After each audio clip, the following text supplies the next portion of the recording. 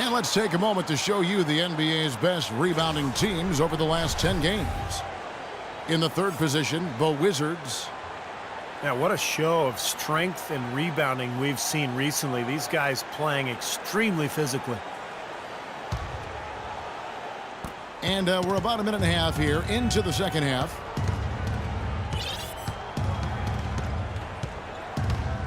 And it's Rose penetrating.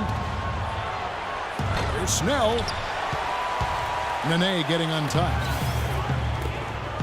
And again, Chicago. No good.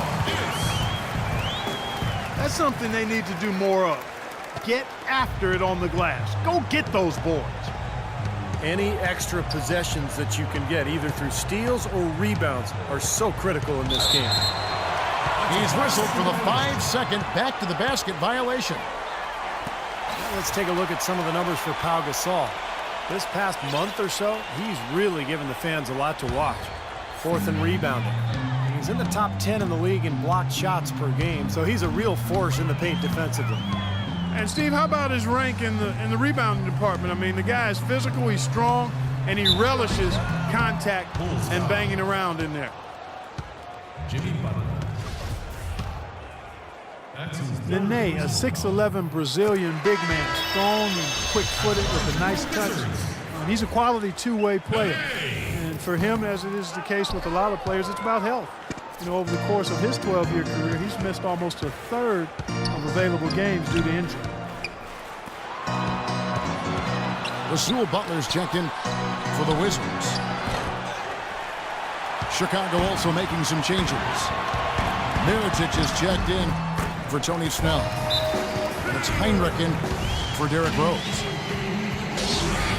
Well, they played terrific basketball at both ends, and that's why this lead is totally out of control.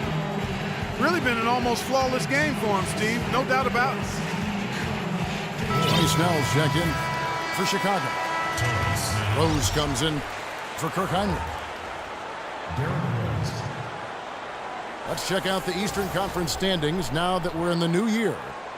You look at Washington. And, of course, there's the Hornets. Just way behind. Bulls trail by 16. You talk about Nene's troubles at times staying on the court, Steve. Some say he's unwilling to play through pain. Yeah, I'm not sure if that's the case. You know, all I know is that when he's healthy, he is one of the most effective big men in the NBA, and he had a terrific run in the playoffs last year, particularly in that Chicago series. Rose attacking, and the rejection by Gortat. And that's out of bounds. Chicago will retain possession.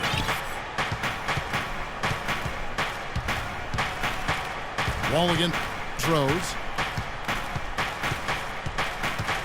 Just 3 to shoot. And stolen by Butler. Pushing it up. And it's Wall. That time the assist by Pierce. 15 points for John Wall. Every time they get scored on during this run, it's come from inside the paint. Now, you got to make a defensive adjustment here, Clark. Time to collapse inside, force the ball back out in the perimeter, make them beat you from long range. Butler kicks to Nene. Gortat. That's good. Sloppy defense there. You can't let him get the ball in his hands down there. Well, when he does, that's an automatic bucket.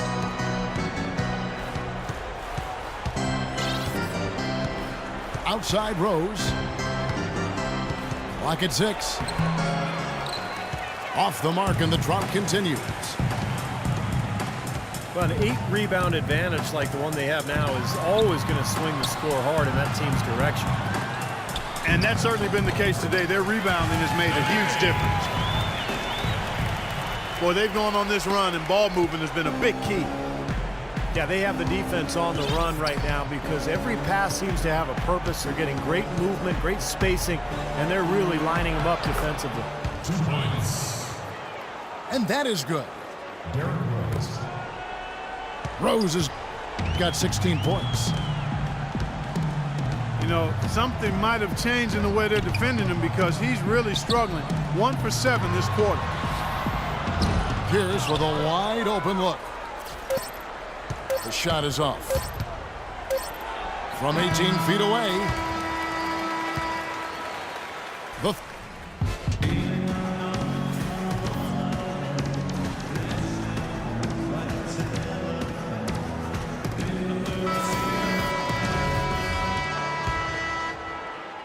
Here's Miller.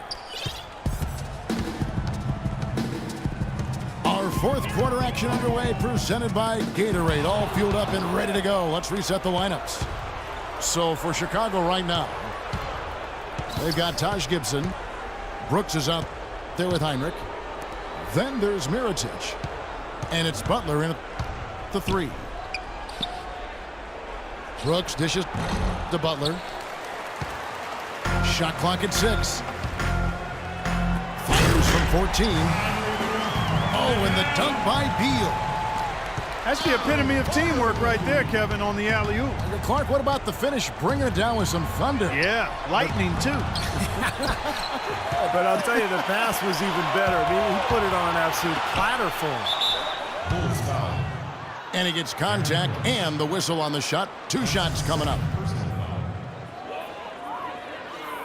And let's get your take, guys, on the scoring breakdown for the Wizards. I thought we might see a little defensive adjustment at halftime, but the fast break continues to be effective. Something that's also benefited them tonight are the turnovers they've forced and the points that have come along with those forced turnovers. Brooks misses.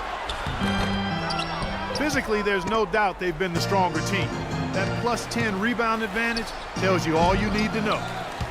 Yeah, not to mention what it says on the scoreboard. I mean, they're really pushing them around physically at this point. Butler goes in. The third shot of the possession finally falls for him. Even with the D lurking, he made it look easy with the soft finger roll. Washington calls timeout.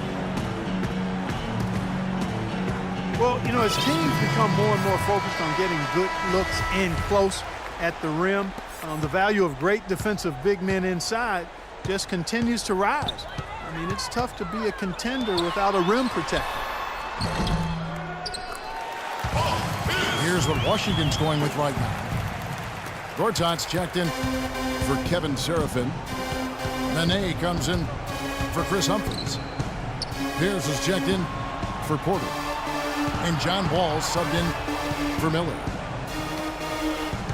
And the pass to Heinrich. Deflects the pass. Out of bounds, Bulls ball as Chicago keeps possession. And with the new camera systems, it's easier to measure defense, going beyond block shots to look at which, for instance, big men diminish shooting percentages in their area. Yeah, no surprise. I mean, names like Dwight Howard, Roy Hibbert, Serge Ibaka. But interesting that that reputation has value defensively when players hesitate to go inside. Second team foul. Now, they're not going to get back into this game when they commit frustration fouls like that one. How about exasperation fouls? I mean, that's what it looked like to me. It's an indication of the kind of game they've been having. The Bulls making a switch here. Pau Gasol's checked in for Gibson. Tony Snell comes in for Mirotic. Jimmy Butler, he's checked in for Kirk Heinrich. And it's Rose in for Brooks. And Wall. Here we go now. That's good. Wall's got 4 points this quarter. That's their third straight make off an assist. Boy, the ball movement's been fantastic here the last few possessions. Here's Rose. And Gortat with the block.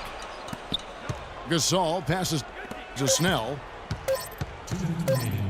The second chance effort. Well, it seemed slightly controversial when it was introduced a few seasons ago, but I think we can all agree now that the new flopping fines have been a big success. Flopping seems to have gone down across the board.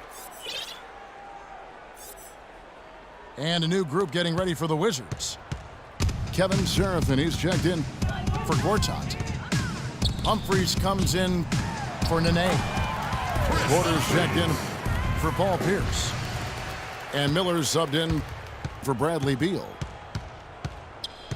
This game's over, guys. I think we can say that with certainty. Yeah, I agree with you there. We have officially reached garbage time. Well, Clark, flopping is not completely out of the NBA game, but at least now there are repercussions. I agree, and I'm happy to see that, Kevin, because it's a play that shouldn't be in the game.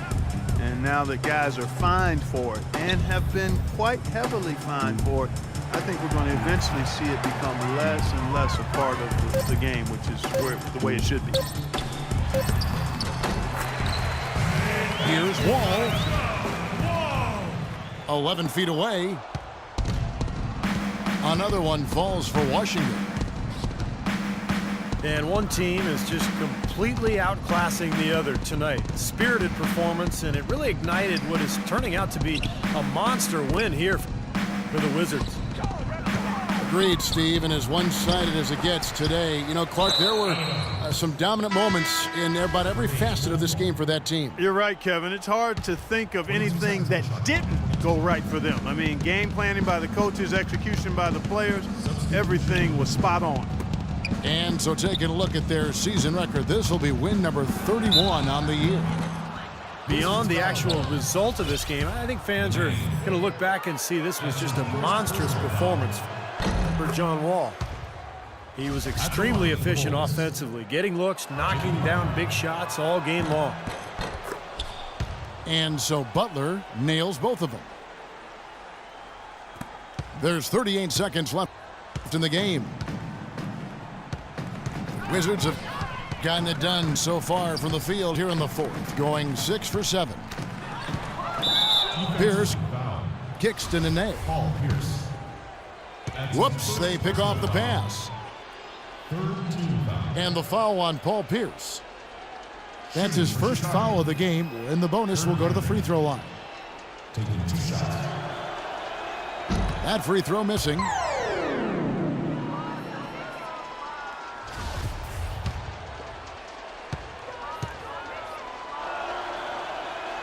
He hits the second from the line.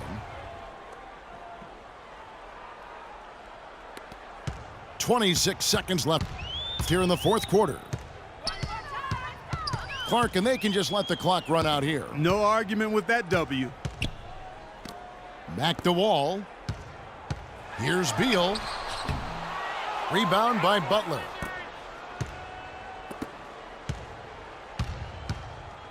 Here's Snell. Shoots a fader.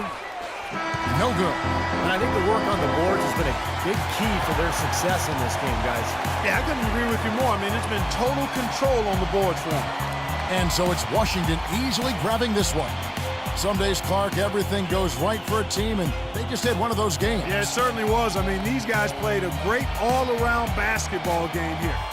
Well, it's time to say so long. For Clark Kellogg, Steve Kerr, and Doris Burke, this is Kevin Harlan along with our 2K Sports crew, thanking you for tuning in. Now it's time to present our Jordan Player of the Game, John Wall.